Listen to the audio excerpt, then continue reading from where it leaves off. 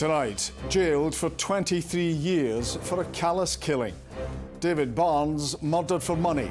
The body of his victim, former Army veteran Ian Coots, lay undiscovered for a year. The motive was ultimately for financial gain, for not much more than £5,000. So it's really pretty tragic that somebody has to lose their life for such a small sum of money. Also making the headlines, confirmation that the Grangemouth refinery will close, ending hopes of a reprieve for the hundreds who work there. We're live at Celtic Park, where Brendan Rodgers' side are unable to progress in the Champions League, but aiming to finish their campaign on a high.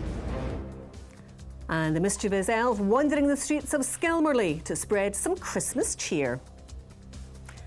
I'm Kellyanne Woodland in Edinburgh. And I'm John Mackay in Glasgow. This is the STV News at 6.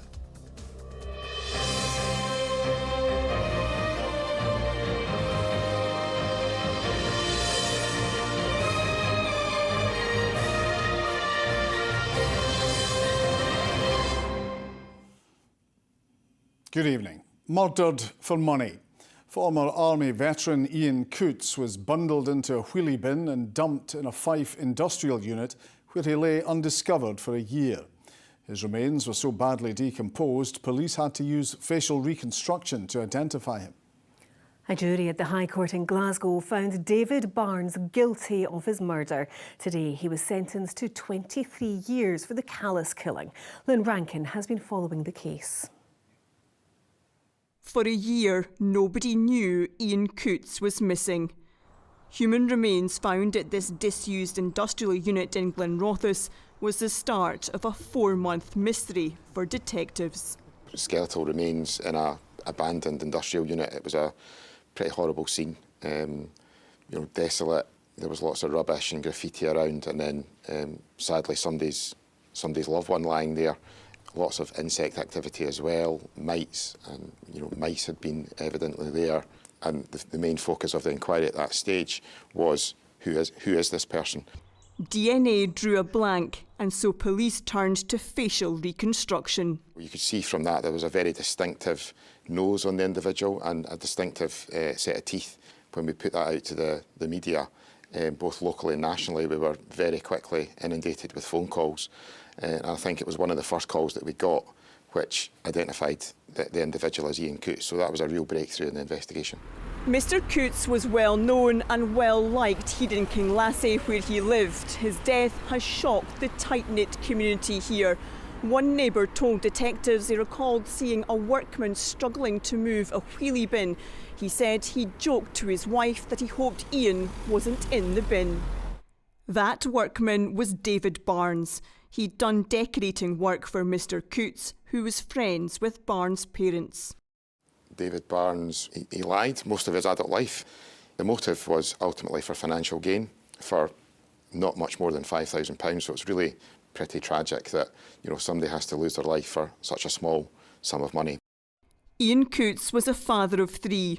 He wasn't in regular contact with his family, but his daughters and sister were at court every day of the trial. A huge relief for them, and hopefully it allows them to have some closure and to start the grieving process properly and move on from this. Glasgow High Court heard Barnes had contacted Mr Coots' daughter on her wedding day, pretending to be her father. Judge Lord Mulholland told him that was an act of deception and arrogance, and he'd committed appalling crimes.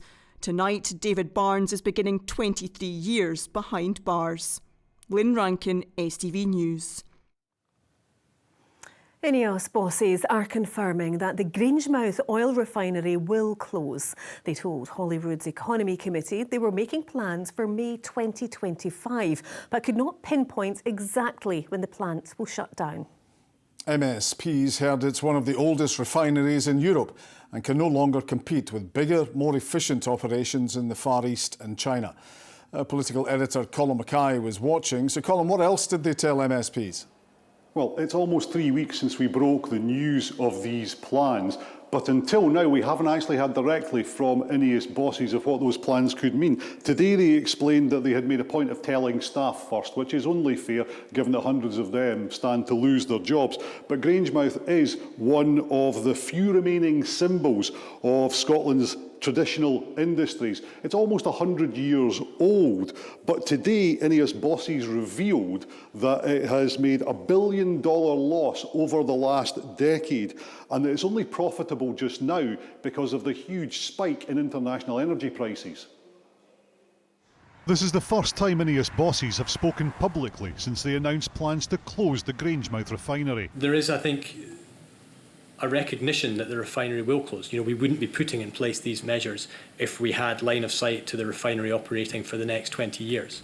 By May 2025, PetroIneos want to be ready to switch from refining oil to importing already refined oil. Considering that the Grangemouth refinery business has, in the last decade plus, incurred losses of over $1 billion, it's entirely reasonable and prudent for us to put in place those physical mitigations so that we don't reverse back to that loss-making environment. Scotland has only got a relatively small population in terms of the size of the refinery, and to invest in a really large, very modern refinery probably wouldn't make economic sense. Grangemouth will continue to supply petrol, diesel and jet fuel to Scotland, the north of England and Northern Ireland, but it will become a storage and distribution hub for imported fuel instead of a producer, and that will cost jobs. Can you just clarify the number of jobs that are affected? I think we've heard the figure of around 400 direct jobs, but what assessment has been made of the impact on supply chains and contractors and other local businesses as a result of the closure of the refinery?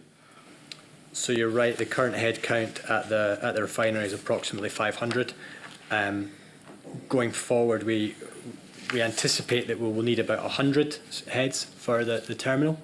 Our modelling suggests that by the time we reach that transition date, approximately 100 will be eligible for retirement, and we anticipate that following cessation of refinery operations and during the currency of the terminal operations, there will still be about 50 employees required for decommissioning and demolition of the Grangemouth site for a period of probably up to about 3 years. Adding in supply chain job losses could take the total to more than 3,000.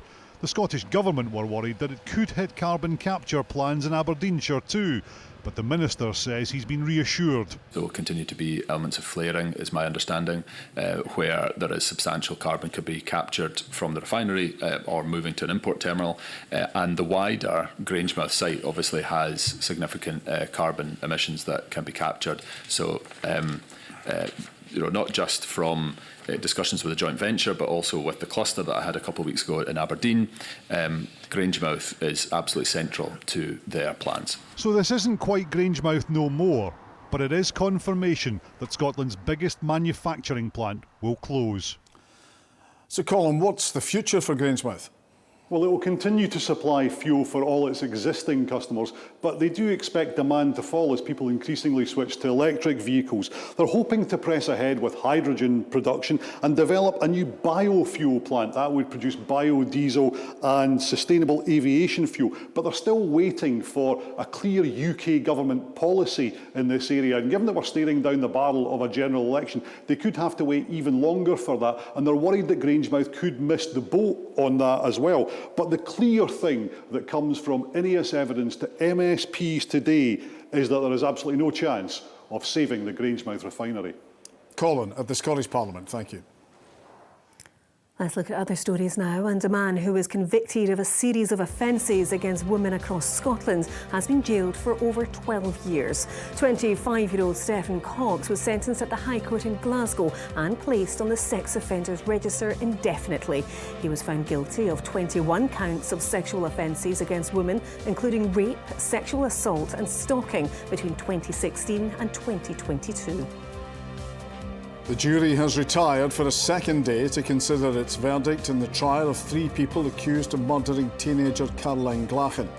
Robert O'Brien, Andrew Kelly and Donna Marie Brand deny murdering the 14-year-old on August 25, 1996 in Western Bartonshire. The 15 jurors will continue their deliberations at the High Court in Glasgow tomorrow. The First Minister has backed a campaign to reduce children's exposure to alcohol advertising. The project is a joint initiative with 40 organisations, including Alcohol Focus Scotland. Earlier this year, the Scottish Government shelved a controversial proposal to ban alcohol advertising, but have now committed to further stakeholder engagement early next year. Black Friday was a damp squib in Scotland this year. The Scottish Retail Consortium says shops are experiencing a weak Christmas trading period. Latest figures show sales grew by just over 3% in November compared to 8% the year before. Analysts say the slump is likely to continue into the new year. The Health Secretary has told STV News the ambulance service is braced for a challenging winter as demand for services and hospital turnaround times increase. More than 50% of all emergency patients are now treated at home or at the scene, avoiding the need to go to A&E. But the head of the service is warning scenes of ambulances stacked up outside emergency departments could continue, as frustrated paramedics often wait hours to hand patients over. Here's our political reporter, Laura Alderman. It's undoubtedly the busiest time of year for Scotland's ambulance service and its paramedics on the front line. At the service's annual review in Edinburgh this morning, the Health Secretary warned of a tough winter up ahead. There will be challenges, and I've been clear about that over the course of the last few months.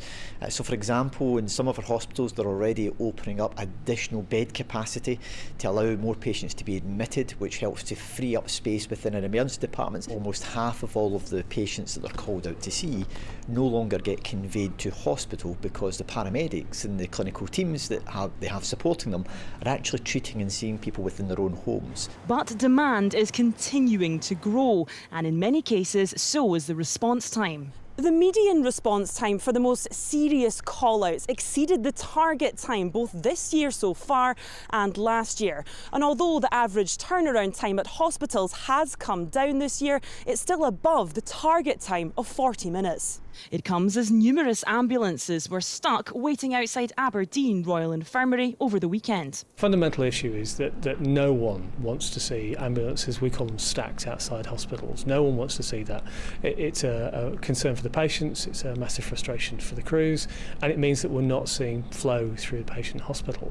But of course, if an ambulance is held outside a hospital, it means it's not available to be able to respond to the wider community. The Scottish Government says it's dedicated £50 million to the ambulance service this winter, but concerns remain over staff burnout, absences and safety on the front line. Laura Alderman, STV News, Edinburgh. Staying with health, and doctors believe the use of physician associates in Scotland's health service is putting patient safety at risk. 4 in 5 of those who responded to a poll say they have serious concerns around the way the role currently works. Doctors are also worried about confusion around the position and the level of care patients can expect. Well, our political correspondent Ewan Petrie is here with us now. And Ewan, first of all, explain to us what a physician's associate is. Well, that's one of the issues that was raised today. Most of us have never actually heard of this position, and more than 80% of doctors who responded to this survey said that they feel patients don't know the difference with them. Now, typically a physician associate has a science degree and then 2 years further training at master's level. They work in GP practices and in hospitals, and they can talk about symptoms and diagnose illnesses, but they work under the supervision of a medically qualified professional. But doctors say that's not always the case with them or with anaesthesia associates. We know that PAs and AAs across the UK are seeing patients solo because simply there is not enough time for the doctors who are meant to be supervising these healthcare professionals to do so properly. So I'm very concerned that these PAs may be being exposed on their own to patients, and patients will be at risk of harm. So Ewan, there are moves at Westminster to have these roles regulated by the General Medical Council in England. What about here? Well, legislation was also put before the Scottish Parliament here to bring the roles under the regulation of the GMC in Scotland. Now, doctors say that's just going to cause even further confusion because that's the body that regulates them. The Scottish Government argues, well, it's going to create more consistency for patients when it comes to the standards that they can expect. Now, the BMA is not against these roles, but it does want to see a pause in the plans to expand them further. It's concerned that it's simply being used to paper over the cracks when it comes to staffing issues. So it's asking for the scope to be more clearly defined and for proper supervision to be put in place to maintain patient safety. Ewan, thank you. To other stories in the West, and people have returned home after a gas leak saw dozens spend 2 nights in emergency accommodation. 40 people were evacuated from their homes after emergency services were called to Pollokshaws Road in Shawlands on Monday afternoon. Police are investigating after a car was deliberately driven into a shop and set alight in Rutherglen in the early hours of the morning. The incident happened around 1:20 a.m. at an ice cream shop in the town's Kyle Square. Significant damage was caused to the building. No one was injured. Inquiries are ongoing. A climber from Glasgow who survived a deadly avalanche has won an award known as the Oscar of Mountaineering. Tim Miller received the Pilo d'Or for reaching the summit of the previously unclimbed Jugal Spire in Nepal. The 27-year-old reached the peak of the 21,500 feet mountain without supplemental oxygen, fixed ropes or Sherpa support. The Big Noise in Govanhill celebrated its 10th anniversary with a special Christmas concert last night. The programme aims to help young people reach their full potential by allowing them to develop life skills at the same time as learning to play an instrument. Since launching in 2013, it's grown to support more than 1,000 children and their families in Glasgow. Courtney Cameron reports.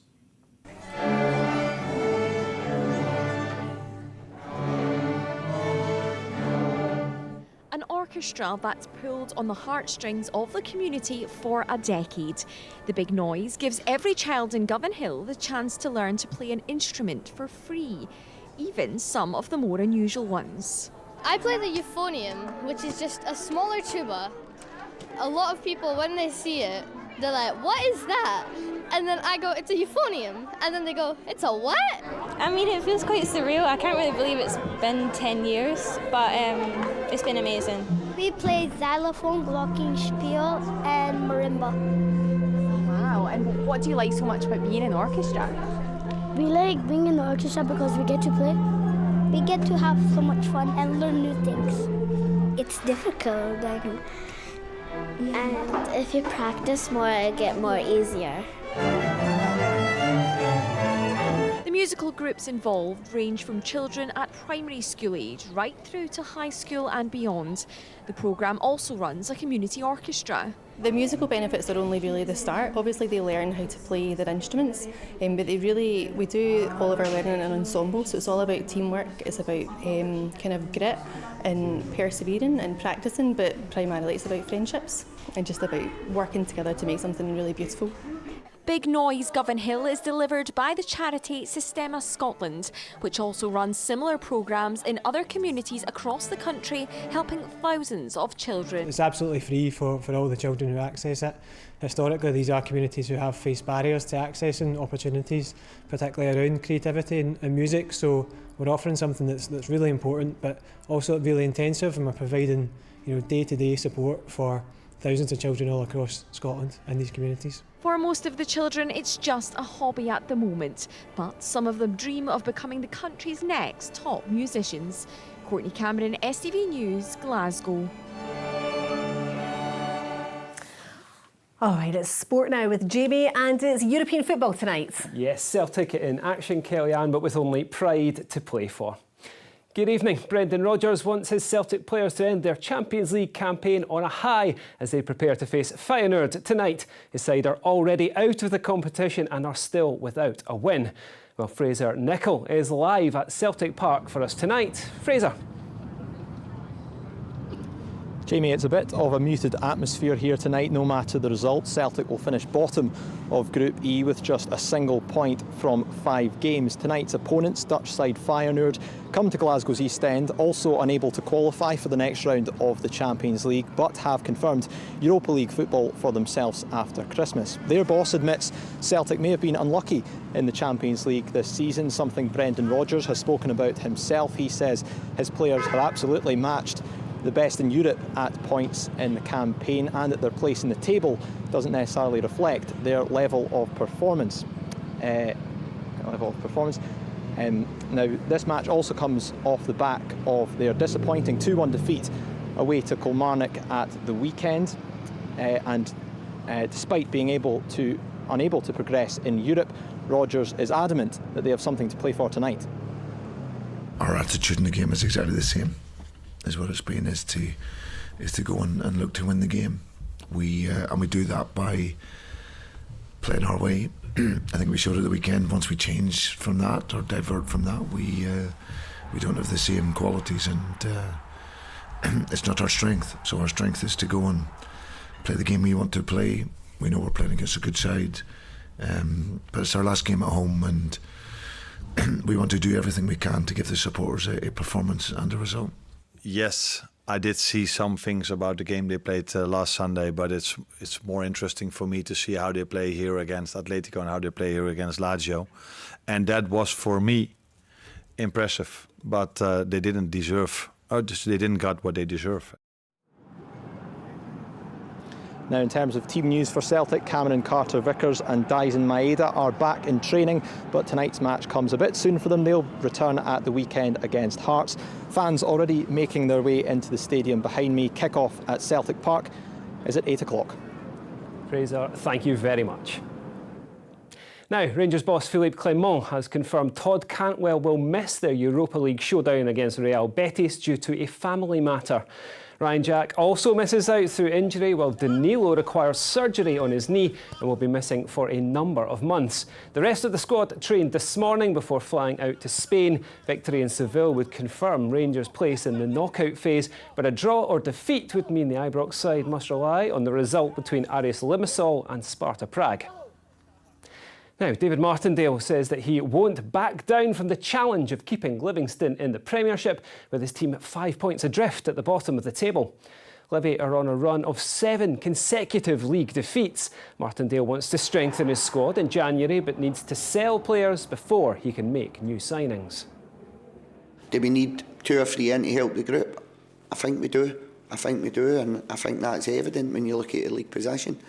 But unfortunately, money talks in football, finances talk in football, and it's just, I accepted that at the start of the year. I knew it was going to be a difficult season, and it's a challenge that I'm up for, Jamie. And it's a challenge that I'm not going to back down from. Kilmarnock manager Derek McInnes doesn't expect much change with his squad in the January transfer window. McInnes' side sit 5th in the Premiership after their stunning second-half comeback on Sunday against Celtic. The 2-1 win was their second victory of the season over the domestic champions at Rugby Park. I don't expect to see too much at all. I'd like to add to it. I don't think there'll be a manager out there who'll say they don't want to do nothing. I'd like to try and maybe just give us maybe a different attacking threat, but it's always difficult to do that. We've tried in the summer, and January can be a bit difficult for that as well, but it doesn't stop you trying. But you know, I'm quite happy with where we are in terms of the squad. Finally to rugby, and James Lang says he wants to push on and claim silverware with Edinburgh after signing a 2-year contract extension. The Scotland international joined from Harlequins in 2021, and he's established himself as a key member of Sean Everett's side. Yeah, I'm over the moon.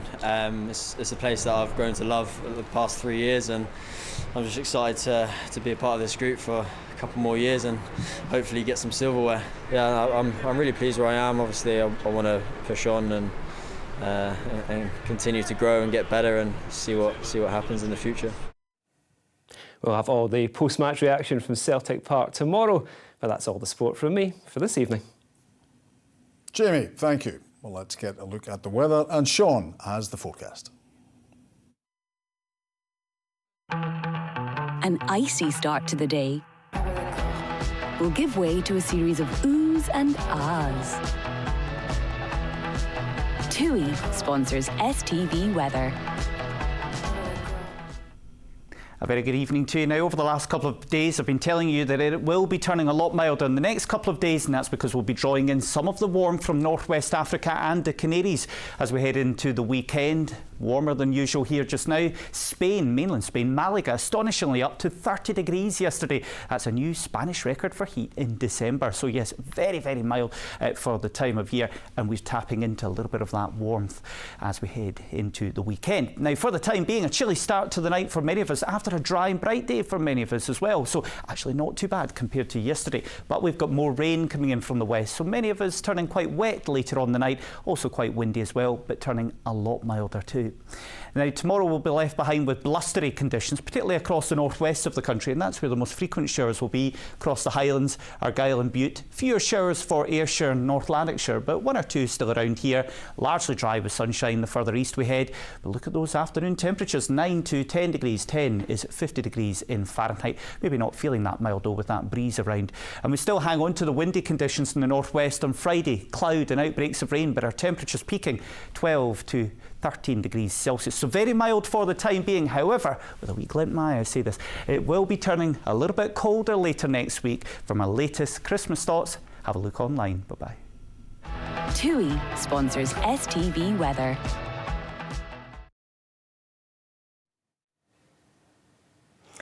Now, how about this? People in Edinburgh were treated to a surprise performance today from Eurovision star Sam Ryder.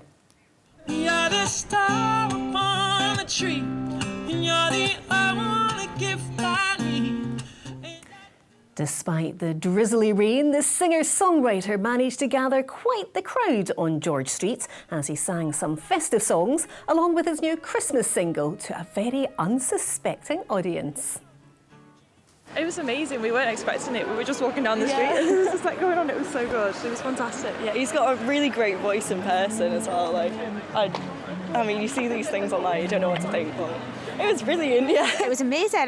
So good live, and then singing Spaceman as well. It was really nice. Fantastic, amazing. Incredible voice, yeah. Oh. It was amazing. We were just walking past and we spotted Sam, and it was lovely just to watch him play. Well, Edinburgh might have had Sam Ryder, but what about Skelmerley? The North Ayrshire village, which hits the headlines for its Halloween clown, now has a mischievous elf wandering the streets. Oh yes, known locally as Skelfie, the elf has been spreading Christmas magic by hiding across the village each night with a lucky prize for those who find him first. Here's Brandon Cook. In the run-up to Christmas, as Skelmerley sleeps, this little elf scurries the streets. He searches high and low for the perfect place to hide, and once he's made up his mind, Skelfie takes a rest and a magic snip of the finger, if you believe in such things. He's transformed. When daylight comes, locals take pictures, up trees, on lampposts and on walls across the village. It's all organised by Skelmerley's Scout Group, a tradition that's lasted since COVID. Everybody quite enjoys it, and when it comes to like Christmas time and all the other events, you get to see other people happy. Oh yeah, and it's a really good challenge to find them across the village. When I go into school, I think it's so funny because like if he's like on top of the community centre, the kids will be screaming like, "Oh my God, there's Skelfie!"